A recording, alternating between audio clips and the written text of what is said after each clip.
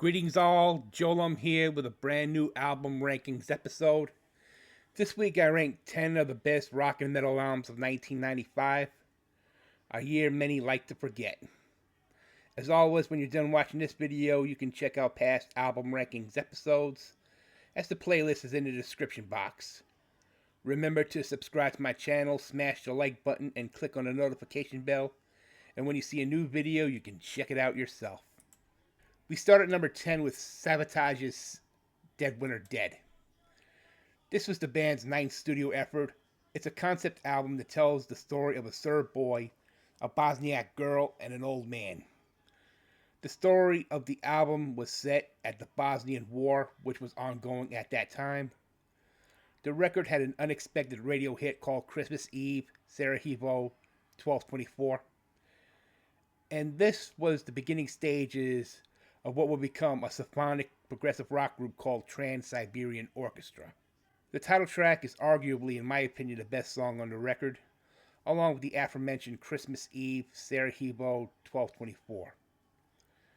Dead Winter Dead reached the Billboard Heat Seekers chart at number 18. Number 9, Skid Row, Subhuman Race. This one, released on March 28, 1995, was a fall from grace from their previous record, Slave to the Grind. After reaching number 35 on the Billboard 200, it stayed there for 9 weeks and failed to go gold or platinum. I only bought this album due to the tracks My Enemy, Beat Yourself Blind, Into Another, and Breaking Down. And the music video for that song, Breaking Down, was used in the Christopher Walken film The Prophecy, which came out in September of that year. Sadly, this would be the last Skid Row album for singer Sebastian Bach. Number 8, The Foo Fighters. Released on the 4th of July, 1995, the Foo Fighters' debut record ended up going platinum and making it to number 23 on the Billboard 200. Dave Grohl, who served as Nirvana drummer up until the passing of Kurt Cobain in 1994, founded the Foo Fighters shortly thereafter, which saw the creation of their self-titled debut. Songs like This Is a Call and For All the Cows, along with Big Me and I'll Stick Around, were the album's singles and standout tracks.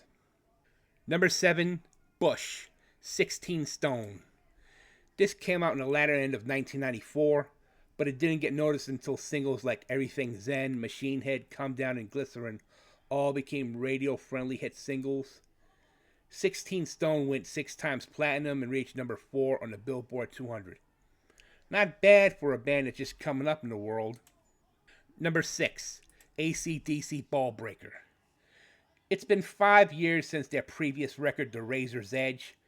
Produced by Rick Rubin and Mike Frazier, AC/DC's Ballbreaker was unleashed on September 22nd, 1995. And this album had some awesome cuts like Hard as a Rock, Hail Caesar, Cover You in Oil, and underrated gems like The Honey Roll and Love Bomb. Made this album a favorite amongst the hardcore fans of this legendary Australian rock band. Number 5, Bon Jovi These Days. Released on June 27th, 1995, These Days was not a successful album in the US. However, it would become their most popular album overseas in Europe and Asia, even though it peaked at number 9 on the Billboard 200 and went platinum. John Bon Jovi claimed in an interview, even though These Days was their darkest album, the band themselves were in a happy place. This record was inspired by alternative rock acts like Pearl Jam, Tool, and Nine Inch Nails. Number 4, Ozzy Osbourne, Osmosis. It's been 4 years since No More Tears, one of the more highly successful albums in Ozzy's discography, released on the 24th of October, 1995. It was his 7th studio record, and it went on to reach number 22 in the UK, number 4 in the US, and going double platinum in the States as well. The standout tracks were Perry Mason, I Just Want You, See You on the Other Side, and 20 years after its release, I began listening to songs like Ghost Behind My Eyes and Thunder Underground, which were underrated gems on its follow-up to No More Tears. Number 3, Green Day, Insomniac. Picking up where Dookie left off, Insomniac is Green Day's fourth studio effort, released on the 10th of October 1995. It was not at the level as Dookie was, but it achieved double platinum status in the US and reached number 2 on the Billboard 200. The standout tracks were Geek, Stink, Breath, Brain Stew, Jaded, and Walking Contradiction. Number 2, Van Halen, Balance. Van Halen's fourth consecutive number 1 studio album and their last to top the Billboard 200. Balance was released on the 24th of January of 1995.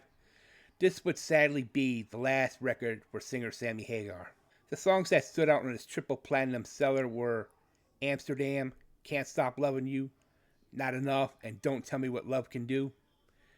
Even though successful, Balance seemed out of place and it was not up to par with albums like 5150, OU812, and For Unlawful Carnal Knowledge. And number 1, White Zombie, Astro Creep 2000.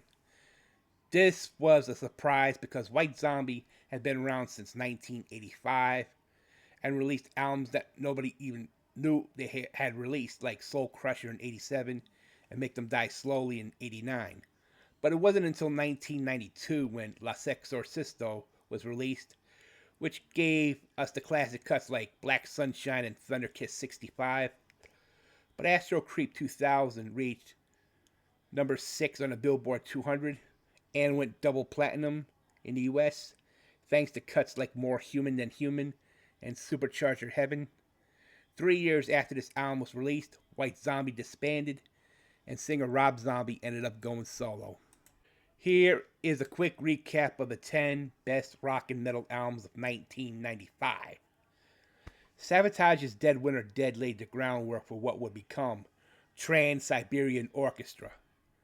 Subhuman Race from Skid Row had some good songs, but was a commercial failure.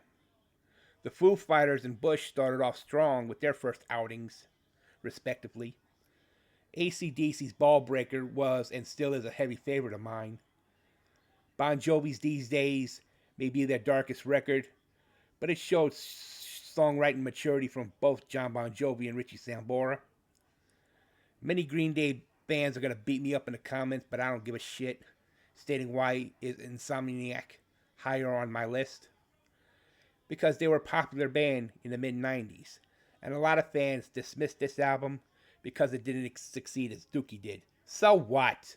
And Van Halen's Balance saw the beginning of the end for Sammy Hagar, while White Zombie's Astro Creep 2000 is Rob Zombie's magnum opus, as he would go solo starting in 1998.